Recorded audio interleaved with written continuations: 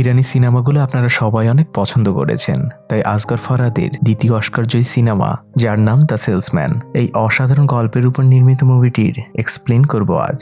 সম্পূর্ণ মুভিটি সাসপেন্সে ভরপুর, তাই ভিডিওটি সম্পূর্ণ না দেখলে হয়তো আপনি অনেক কিছুই মিস করতে পারেন। তবে হ্যাঁ, মুভির শেষে আপনার মন একদম দুই ভাগে ভাগ হয়ে যাবে। না পারবেন আপনি কাউকে ভালো বলতে, না পারবেন খারাপ। তো কথা না বাড়িয়ে চলুন মুভির মূল গল্পে যাওয়া যাক। মুভিটি মূলত একটি হ্যাপি কাপলকে নিয়ে, যেখানে ছেলেটির নাম হচ্ছে ইমাদ আর মেয়েটির নাম রানা। রানা নামটি শুনে কনফিউজড হবেন না, এটি তার মুভিতে নাম। রানা আর ইমাদ দুজনেই একই সাথে একটি থিয়েটারে অভিনয় করে, সেই সাথে ইমাদ একজন শিক্ষকও। তো মুভির শুরুতে দেখা যায় ইমাদ আর রানা ঘুমিয়েছিল, আর তখনই বাইরে থেকে একজন মহিলা খুব জোরে চিৎকার করতে থাকে। সে বলতে থাকে যে বিল্ডিংটা এখনই পড়ে যাবে। ইমাদ চিৎকারের শব্দ শুনে বাইরে বের হয়, আর সে দেখতে পায় আসলেই বিল্ডিংটা হেলে পড়েছে। দরজা জানালার সকল কাঁচ ভেঙে গিয়েছে। ইমাদ আর রানা সহ সকল লোক ওই বিল্ডিং থেকে বাইরে বেরিয়ে আসে। পরদিন সকালে ইমাদ আর রানা ওই ফ্ল্যাটে থাকা তাদের জিনিসগুলোকে গোছাতে শুরু করে, আর বিল্ডিং এর অবস্থা দেখে বোঝা যায় এই বিল্ডিং এ আর থাকার মতো অবস্থা নেই। ইমাদ তার স্কুলে চলে যায়, সে ক্লাস নিতে থাকে। ইমাদ ছিল খুব ফ্রেন্ডলি একজন শিক্ষক, সে সবার সাথে খুব ভালো ব্যবহার করত, আর স্টুডেন্টরাও তাকে অনেক পছন্দ করত। ক্লাস চলাকালীন সময় একজন স্টুডেন্ট ইমাদকে জিজ্ঞেস করে, স্যার আপনার গাড়ির মডেলটা কত? ইমাদ তাকে প্রশ্ন করে যে তুমি এই প্রশ্নটা কেন করলে? তখন ওই স্টুডেন্ট তাকে বলে, স্যার আমি শুনেছি আপনি আপনার গাড়িটাকে বিক্রি করে দিবেন। প্রকৃতপক্ষে ইমাদ তার গাড়িটাকে বিক্রি করতে চাচ্ছিল, কারণ তার বর্তমান ঘরের অবস্থা তো খুবই খারাপ, বসবাসের একদম অযোগ্য। তাই নতুন ঘর কেনার জন্য ইমাদের এখন অনেক টাকার প্রয়োজন। স্কুল শেষে ইমাদ তার ওয়াইফকে নিয়ে তাদেরই থিয়েটারে একজন লোকের সাথে একটি ফ্ল্যাট দেখতে যায়। ফ্ল্যাটটি তাদের খুব পছন্দ হয়, কিন্তু রানা দেখতে পায় যে ওই ফ্ল্যাটের একটি রুম একদম বন্ধ অবস্থায় আছে। রানা জিজ্ঞেস করলে জানতে পারে এই ফ্ল্যাটে আগে যে মেয়েটি থাকতো ওই রুমের মধ্যে তার সকল মালামাল রাখা। মেয়েটি নতুন বাসা পেলেই এসে এখান থেকে সব মালামাল নিয়ে যাবে। এরপরই রানা আর ইমাদ তাদের মালামালগুলো ওই বিল্ডিং এ উঠাতে থাকে, আর ইমাদ ওই থিয়েটারের লোকটিকে রিকোয়েস্ট করে এখানে যে মেয়েটি আগে ছিল তাকে একটু ফোন দিতে। লোকটি মেয়েটিকে ফোন দেয়, কিন্তু মেয়েটি লোকটিকে জানায় যে সে ঘর না পাওয়া পর্যন্ত ওই মালামাল সে কোনোভাবেই নিতে পারবে না। তাই ইমাদ এবং অন্যরা বাধ্য হয়ে ওই মেয়েটির জিনিসপত্রগুলোকে বাইরে রাখে। পরদিন ইমাদদের আবারও নাটক ছিল। তখন থিয়েটারের লোকটি ইমাদকে এসে বলে, সেই মেয়েটি আমাকে কল দিয়েছিল যে তোমাদের এই ফ্ল্যাটে আগে ছিল। সে আমার সাথে অনেক খারাপ ব্যবহার করেছে এবং অনেক হুমকি ধামকিও দিয়েছে, কারণ আমরা তার জিনিসপত্রগুলোকে বাইরে রেখে দিয়েছি। তখন ইমাদ তাকে বলে, এতে কি ভয়ের কিছু রয়েছে? তখন থিয়েটারের লোকটি তাকে বলে, আরে না না, এতে ভয়ের কিছু নেই, আমি জাস্ট তোমাকে একটু জানিয়ে রাখলাম। ইমাদদের ওই দিনের নাটকটা খুব ভালোই হয়। নাটক শেষ হয়ে যায়, ইমাদ ওই থিয়েটারেই থেকে যায়, আর রানা বাসায় চলে আসে, কারণ তাদের নতুন বাসাটিকে পরিষ্কার করার প্রয়োজন ছিল। রানা বাসায় ফিরে বাসাটিকে পরিষ্কার করতে থাকে। এরই মধ্যে ইমাদের কল আসে। রানা ইমাদকে বলে যে কিছু নাস্তা নিয়ে আসার জন্য, কারণ বাসায় খাবার তেমন কিছুই নেই। ফোন রেখে রানা আবার ঘর পরিষ্কার করতে থাকে। কিছুক্ষণ পরে সে ওয়াশরুমে যায় তার মেকআপগুলোকে তুলে ফেলার জন্য, আর তখনই হঠাৎ করে কলিং বেল বেজে ওঠে। রানা ভাবে যে ইমাদ এসেছে, তাই সে দরজাটিকে খুলে দিয়ে সে আবার ওয়াশরুমে চলে যায় গোসল করার জন্য। কিন্তু অন্যদিকে আমরা দেখতে পাই ইমাদ তখনও সুপার শপে কেনাকাটা করছিল। তাহলে বাসায় কলিং বেল কে দিয়েছিল? অপেক্ষা করুন, উত্তর পেয়ে যাবেন। ইমাদ কেনাকাটা শেষে বাসায় ফিরে আসে। সে যখন সিঁড়ি দিয়ে উঠছিল সে দেখতে পায় সিঁড়িতে হালকা হালকা রক্তের ছাপ। ইমাদ ভয় পেয়ে যায়, সে ঘরে ঢোকে। ঘরের দরজাও খোলা ছিল, আর চারপাশে সবকিছু এলোমেলো ছিল।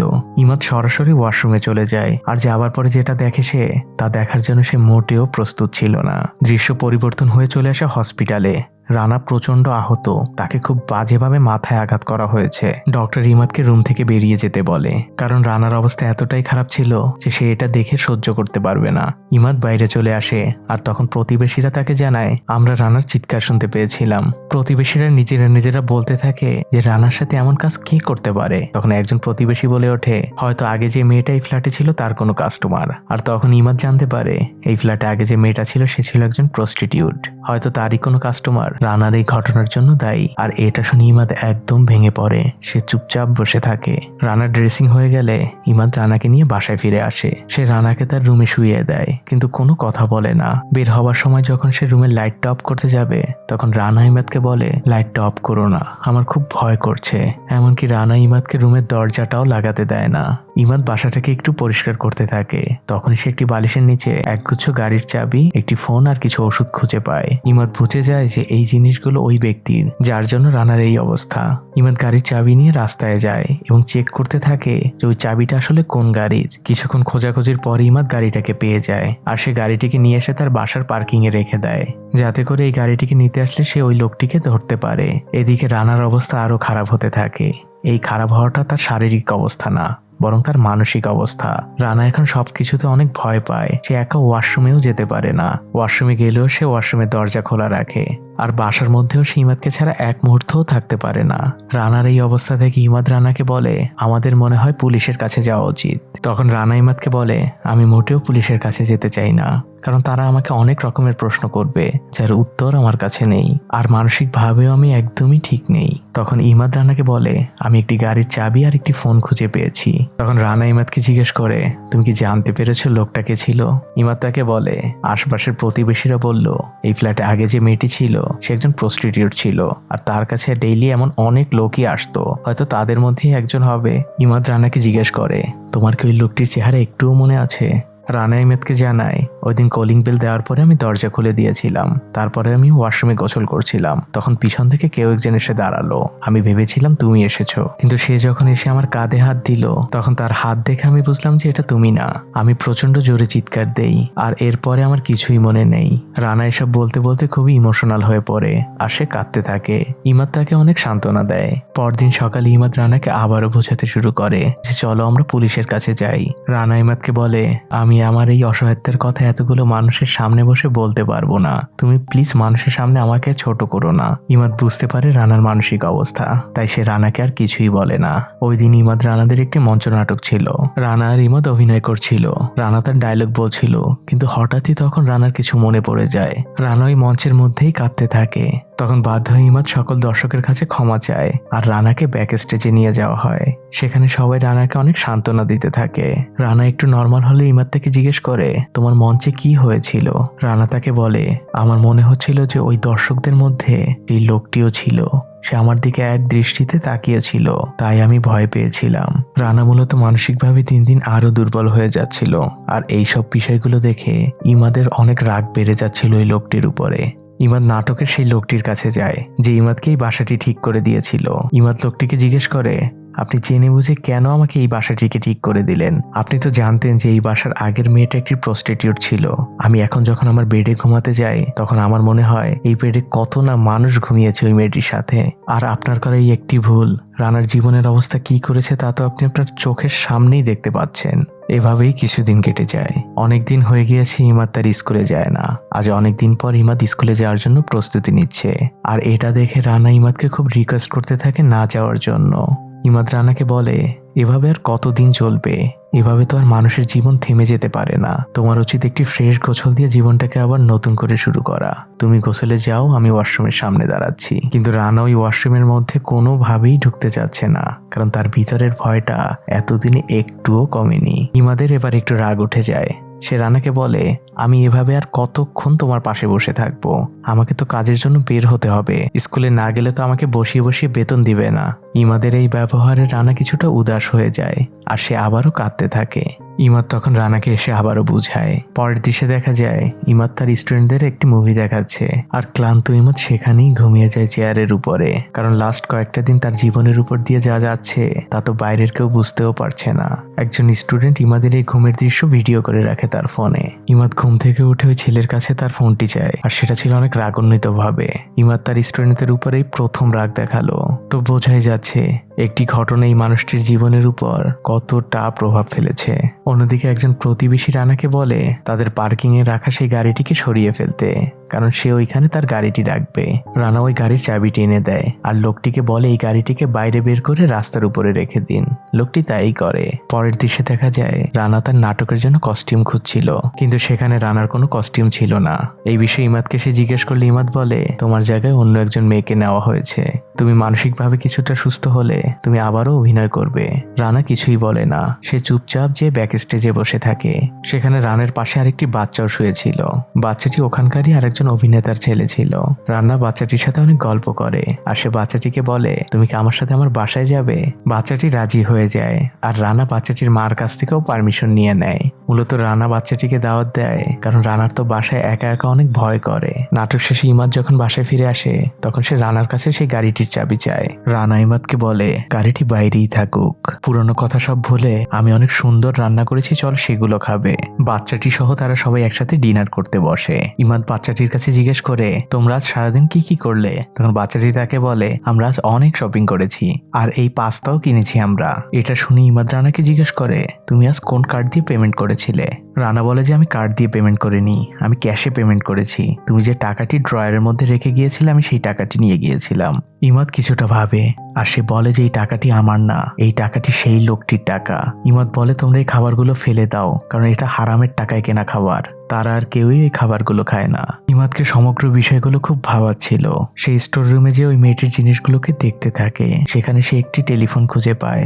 সে সেই টেলিফোনের রেকর্ডিংগুলো শুনছিল আর তখনই রানা সেখানে চলে আসে। সে এসে জিজ্ঞেস করে, কি করছো ইমাদ? ইমাদ বলে, আমি কিছু প্রমাণ খুঁজছি যাতে আমি ওই লোকটিকে খুঁজে বের করতে পারি। তখন রানা বলে, কোনো লাভ হবে না ইমাদ, কারণ লোকটি বলবে যে সে জেনে বুঝে করেনি। এটা শুনে ইমাদ আরো রেগে যায়। সে বলে, লোকটি কি বুঝতে পারেনি এই পাশের এনভায়রনমেন্ট, তোমার জামা কাপড় আর তোমাকে দেখে যে তুমি সেই মেয়েটা না? ইমাদ রেগে সেখান থেকে চলে যায়। পরদিন সকালে ইমাদ আর রানা গাড়ি নিয়ে বের হয় আর তখন তারা দেখতে পায় সেই গাড়িটা রাস্তার পাশে নেই, কেউ এসে গাড়িটাকে নিয়ে গিয়েছে। আর এটা দেখে ইমাদ আরো রেগে যায় আর এভাবেই কিছুদিন কেটে যায়। হঠাৎই একদিন ইমাদ গাড়িটিকে দেখতে পায় একটি বেকারির সামনে আর সে সাথে সাথে এই দোকানের ভিতরে ঢুকে কিছু কেনাকাটার বাহানায় সে দোকানদারকে জিজ্ঞেস করে যে ওই গাড়িটি কার। পুলিশও জিজ্ঞেস করছিল ওই গাড়িটির কথা। আর তখনই দোকানদার ওই গাড়ির মালিককে দেখিয়ে দেয় যাকে এতদিন ধরে খুঁজে বেড়াচ্ছিল ইমাদ। সেই লোকটি দোকান থেকে বেরিয়ে যায় আর ইমাদ তার পিছু নেয়। ইমাদ অনেকক্ষণ তার পিছু নিতে থাকে। একটা সময় লোকটি একটি দোকানের সামনে দাঁড়ায়।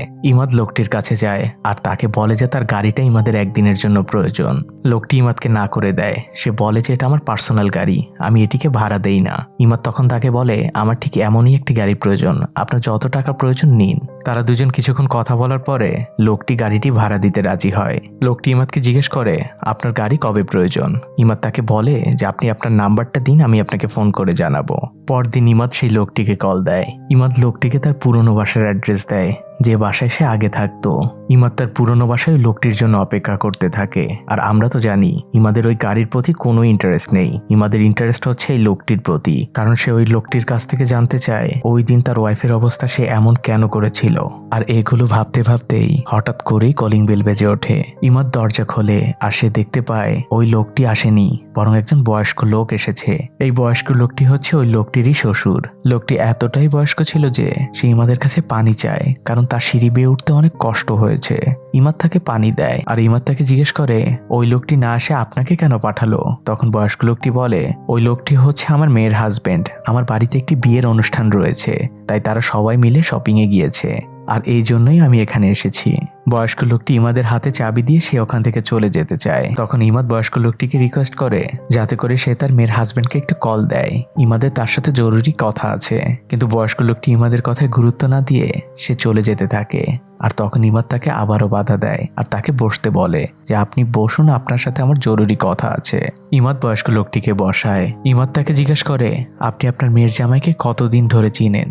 তখন লোকটি বলে, আমি ওকে 2 বছর ধরে চিনি, ও খুব ভালো ছেলে। তখন লোকটি ইমাদকে জিজ্ঞেস করে, তুমি কি আমার জামাইকে আগে থেকেই চিনতে?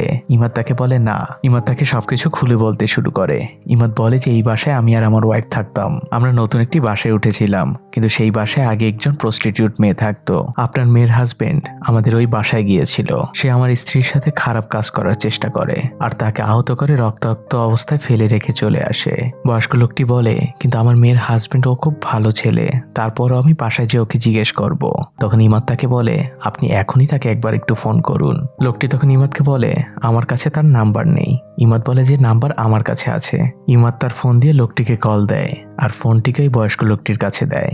লোকটি তার মেয়ের জামাইকে জিজ্ঞেস করে, তোমরা এখন কোথায়? তখন ওপাশ থেকে বলে, আপনি তো জানেনই যে আমরা শপিং এ এসেছি।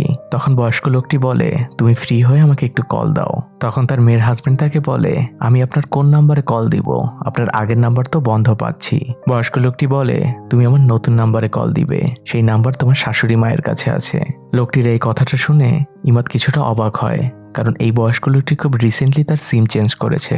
বয়স্ক লোকটি তার ফোন রেখে দিলে ইমাদ তাকে জিজ্ঞেস করে, আপনি কি আপনার সিম খুব রিসেন্টলি চেঞ্জ করেছেন? তখন বয়স্ক লোকটি একটু আমতা আমতা করে আর ইমাদের আরো বেশি সন্দেহ হয়। ইমাদ লোকটিকে রিকোয়েস্ট করে, আপনি প্লিজ আপনার জুতোটা একটু খুলুন। কিন্তু লোকটি জুতো না খুলে সেখান থেকে চলে যেতে চায়, আর তখন ইমাদ জোর করে তার জুতোটা খোলে আর সে যেটা দেখে লোকটির পায়ে ব্যান্ডেজ করা। আর ওই দিন যে লোকটি ইমাদের বাসায় এসেছিল সেই লোকটির পায়ের রক্ত সিঁড়িতে লেগেছিল। আর এই বৃদ্ধ লোকটির পায়ের ব্যান্ডেজ দেখে ইমাদের আর বুঝতে বাকি থাকে না যে এই বৃদ্ধ লোকটি ওই দিন তার বাসায় এসেছিল আর সবকিছুর জন্য এই লোকটিই দায়ী।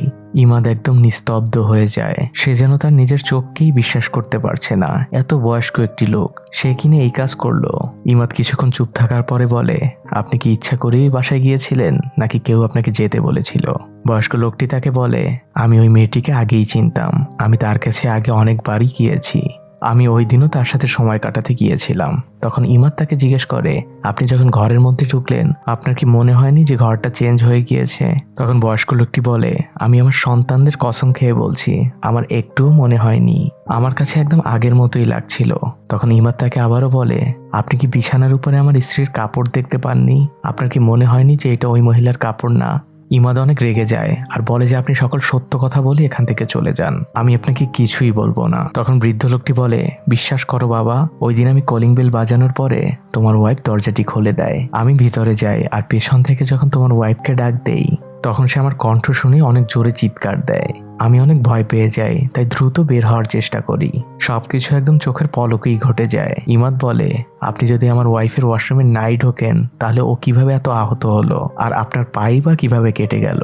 তখন লোকটি বলে, বিশ্বাস করো বাবা, আমি ভয় পেয়ে দৌড় দেই আর সিঁড়ি থেকে নামার সময় আমার পায়ের মধ্যে কিছু একটা ঢুকে যায় আর আমি ওভাবেই চলে আসি।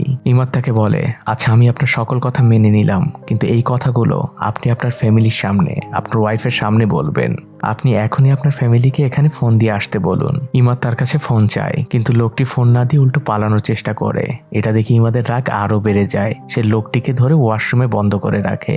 এরপরে সে ওই ফ্ল্যাটের সকল লাইট বন্ধ করে বের হতে যায়। তখন লোকটি অনেক চিৎকার করে ইমাদের কাছে রিকোয়েস্ট করতে থাকে সে যেন ফ্ল্যাটের লাইটগুলো অ্যাটলিস্ট বন্ধ না করে, কারণ সে অন্ধকারে অনেক ভয় পায় আর তার শরীর অনেক অসুস্থ। লোকটির কথা শুনেই বোঝা যাচ্ছিল যে এই বয়স্ক লোকটি আসলেই অসুস্থ। ইমাদ ওখান থেকে চলে যায় তার নাটকের ওখানে। আজও ইমাদের নাটক ছিল। নাটক শেষ করে ইমাদ তার ওয়াইফ রানাকে নিয়ে সে চলে যায় তাদের পুরনো ফ্ল্যাটে, যেখানে ওই বয়স্ক লোকটিকে আটকে রেখেছিল ইমাদ। তারা ফ্ল্যাটে ঢোকার পরে ইমাদ লোকটিকে ওয়াশরুম থেকে বের করে আর তার ওয়াইফ রানার সামনে ওই লোকটিকে বলে, আপনি আমার ওয়াইফকে বলুন আপনি ওই দিন আমার ওয়াইফের সাথে কিছুই করেননি। লোকটি রানাকে বলে, আমাকে মাফ করে দাও মা। ইমাদ লোকটিকে বলে, আপনি সত্য করে বলুন যে আপনি ওই দিন বাথরুমের ভিতরে ঢুকেছিলেন কিনা। লোকটি চুপ করে বসে থাকে। কিছুক্ষণ পরে লোকটি বলে, তোমরা দুজন আমাকে মাফ করে দাও, আমি জেনে বুঝে কিছুই করিনি। অন্যদিকে রানা তার হাজবেন্ড ইমাদকে বলে, তুমি কি করতে চাচ্ছ এই লোকটিকে আটকে রেখে? ইমাদ বলে যে আমি এই লোকটির পরিবারকে ফোন দিয়েছি, তারা অলরেডি রওনা দিয়েছে, তারা কিছুক্ষণের মধ্যেই এখানে চলে আসবে। আমি এই লোকটির পরিবারকে জানাতে চাই যে এই লোকটির কারণে আমাদের দুজনের জীবন লাস্ট কয়েকদিন কেমন হয়েছে। এই লোকটির কৃতকর্ম আমি তার পরিবারের সামনে খুলে দিতে চাই, তাদের বোঝাতে চাই যে আমরা দুজন কতটা কষ্ট করেছি, কি দুর্বিষহ ছিল আমাদের প্রত্যেকটা দিন। রানা ইমাদকে বলে, ইমাদ তুমি যেটা করতে চাচ্ছ সেটা একদমই ভুল, তুমি প্রতিশোধ নিতে চাচ্ছ, তোমার মধ্যে প্রতিহিংসা কাজ করছে, যেটা একদমই ঠিক না। তুমি এই বয়স্ক লোকটিকে ছেড়ে দাও। তখনই সেই বয়স্ক লোকটিও সেখানে চলে আসে। সে ইমাদের কাছে আবারও সরি বলে। সে বলে যে আমি জেনে বুঝি কিছুই করিনি, তোমরা আমাকে মাফ করে দাও আর আমাকে যেতে দাও। ইমাদ তাকে বলে, আপনার পরিবার কাছাকাছি চলে এসেছে, তাদের সামনে আপনি সকল কথা স্বীকার করেই এখান থেকে চলে যাবেন। এটা শোনার পরে বৃদ্ধ লোকটি একদম পাগলের মতো হয়ে যায়। সে কাঁদো কাঁদো কণ্ঠে বলতে থাকে, এমনটা তুমি করো না, বিশ্বাস করো আমি ইচ্ছা করে কিছুই করিনি। রানাও ইমাদকে অনেক বোঝানোর চেষ্টা করে কিন্তু ইমাদ কারো কথাই শুনতে রাজি না। তখন রাগ হয়ে রানা ওই বাসা থেকে বেরিয়ে যায়। রানা যখন নিচে নেমে আসে তখনই তার ফোনে ইমাদের কল আসে। ইমাদ তাকে বলে যে ওই লোকটি হার্ট অ্যাটাক করেছে, তুমি তাড়াতাড়ি উপরে চলে আসো। রানা দৌড়ে উপরে চলে যায়। ইমাদ আর রানা মিলে লোকটির জ্ঞান ফেরানোর চেষ্টা করে। কিছুক্ষণের মধ্যে লোকটির জ্ঞান ফিরে আসে। এরই মধ্যে লোকটির ফ্যামিলিও সেখানে চলে আসে। লোকটির ফ্যামিলির লোকজন ইমাদদেরকে অনেক থ্যাঙ্কস দিতে থাকে। বৃদ্ধ লোকটির ওয়াইফ ইমাদকে বলে, আমার হাজবেন্ডের শরীরটা কয়েকদিন ধরে খুব খারাপ যাচ্ছিল, তোমরা না থাকলে হয়তো আমার হাজবেন্ড আজ বাঁচতই না। মূলত ওই বৃদ্ধ লোকটির পরিবার ভাবছিল ইমাদ হয়তো হার্ট অ্যাটাকের জন্যই তাদেরকে এখানে ডেকে এনেছে। ওই লোকটি আর তার পরিবার ওখান থেকে যাওয়ার প্রস্তুতি নিচ্ছিল। তখন ইমাদ ওই লোকটির পরিবারের উদ্দেশ্যে বলে, আমার তার সাথে একটু কথা আছে, তার সাথে কিছু হিসাব বাকি আছে। ওই লোকটির পরিবারের লোকজন মনে করে ইমাদ হয়তো তাদের পিকআপটির ভাড়া দেওয়ার চাচ্ছে। লোকটির ওয়াইফ ইমাদকে বলে, তুমি অলরেডি অনেক বড় উপকার করেছো বাবা আমাদের জন্য, তুমি আর টাকা দিয়ে আমাদের লজ্জা দিও না। ইমাদ বলে, আমার অন্য বিষয়ে তার সাথে একটু কথা আছে। এটা বলে সে বয়স্ক লোকটিকে একটা আলাদা রুমে নিয়ে যায়। সেখানে যাবার পরে ইমাদ লোকটির কাছে জিজ্ঞেস করে, আপনি আমার বাসায় কত টাকা রেখে এসেছিলেন? লোকটি কিছুক্ষণ ভাবে, তারপরে বলে যে আমার কিছুই মনে নেই। ইমাদ কিছু টাকা একটি ব্যাগের মধ্যে রাখে। সেই সাথে ওই দিন ওই লোকটি ওই বাসায় যে জিনিসগুলো ফেলে রেখে এসেছিল সবগুলো জিনিস ইমাদ ওই লোকটির হাতে দেয়। কিন্তু ব্যাগটি ওই লোকটির হাতে দেওয়ার পরে ইমাদ অনেক জোরে ওই লোকটিকে একটি থাপ্পড় মারে আর বলে, এখান থেকে চলে যান। কিন্তু থাপ্পড়টির পরে লোকটিকে দেখে মনে হচ্ছিল সে ভেতর থেকে একদম নিস্তব্ধ হয়ে গিয়েছে। সে ব্যাগটিকে হাতে নিয়ে হাঁটতে থাকে। বৃদ্ধ লোকটিকে দেখে মনে হচ্ছিল কোনো মৃত মানুষ হেঁটে যাচ্ছে। লোকটির শরীর ধীরে ধীরে আরো খারাপ হতে থাকে। লোকটির পরিবারের লোকজন তাকে নিয়ে নিচে যাচ্ছিল, কিন্তু সিঁড়িতেই লোকটি অজ্ঞান হয়ে পড়ে। তার পরিবারের লোকজন অ্যাম্বুলেন্স কল দেয় আর বৃদ্ধ লোকটির জ্ঞান ফেরানোর অনেক চেষ্টা করে। বৃদ্ধ লোকটির ওয়াইফ তার হাজবেন্ডের জন্য অনেক দোয়া করতে থাকে। রানা তখন সেখানে চলে আসে। রানা লোকটিকে দেখেই বুঝে যায় লোকটি আর বেঁচে নেই। ইমাদও দূর থেকে লোকটিকে দেখে বুঝে গিয়েছিল লোকটি আর বেঁচে নেই। ইমাদ আর রানা একজন আরেকজনের দিকে এক দৃষ্টিতে অনেকক্ষণ তাকিয়ে থাকে আর তারপরে তারা এখান থেকে চলে যায়। দৃশ্য পরিবর্তন হয় আর দেখা যায় রানা আর ইমাদ নাটকের জন্য মেকআপ করছে, কিন্তু তাদের দুজনের চেহারা দেখে মনে হচ্ছিল তাদের শরীরটাই শুধু বেঁচে আছে, তাদের আত্মাটা ভিতর থেকে মারা গিয়েছে। পৃথিবীর কোনো মেকআপই তাদের ভিতরের আত্মাটাকে আর কখনোই সুন্দর করতে পারবে না। এই ওপেন এন্ডিং এর মাধ্যমেই মুভিটি শেষ হয়ে যায়। আপনাদের ইমাদের উপর অনেক রাগ হচ্ছে, তাই না? আমারও হচ্ছে, কিন্তু একবার একটু ইমাদের জায়গায় নিজেকে কল্পনা করুন। কোনো একজন মানুষ ইচ্ছে করে হোক অথবা অনিচ্ছে করে হোক, সে যদি আপনার সুখের জীবনকে নরকে পরিণত করত, তাহলে আপনি কি করতেন? ইমাদও কিন্তু একজন মানুষ, সে কোনো ফ্রেশতা না, তার মধ্যেও রাগ রয়েছে। সে কিন্তু দিনের পর দিন তার ওয়াইফের এই করুণ অবস্থা নিজের চোখের সামনে দেখেছে, কিন্তু শেষমেশ কিন্তু লোকটির পরিবারের সামনেও লোকটিকে ছোট করেনি ইমাদ। আসলে মানুষের জীবনে এমন কিছু সময় আসে যখন আমরা না চাইতো এমন কিছু কাজ করি যেটা হয়তো আমরা কখনো কল্পনাও করতে পারিনি, যেমনটা করেছিল ইমাদ ওই লোকটিকে থাপ্পড় মেরে। ইমাদ হয়তো বুঝতেও পারেনি যে লোকটি মারা যাবে। লোকটি তো মারা গেল, কিন্তু সেই সাথে মারা গেল ইমাদ আর রানার ভিতরের আত্মাও। তারা বাইরে থেকে যতই মেকআপ করার চেষ্টা করুক, তারা তাদের ভিতরের আত্মাকে আর কখনো পরিবর্তন করতে পারবে না। তাই আমাদের উচিত নিজেদের জন্য উপরওয়ালার কাছে দোয়া করা। আমাদের জীবনে এমন কোনো সিচুয়েশন না আসুক যার ফলে আমাদের ভিতরের আত্মাগুলোকে মেরে ফেলতে হয়। তো আজ এই পর্যন্তই।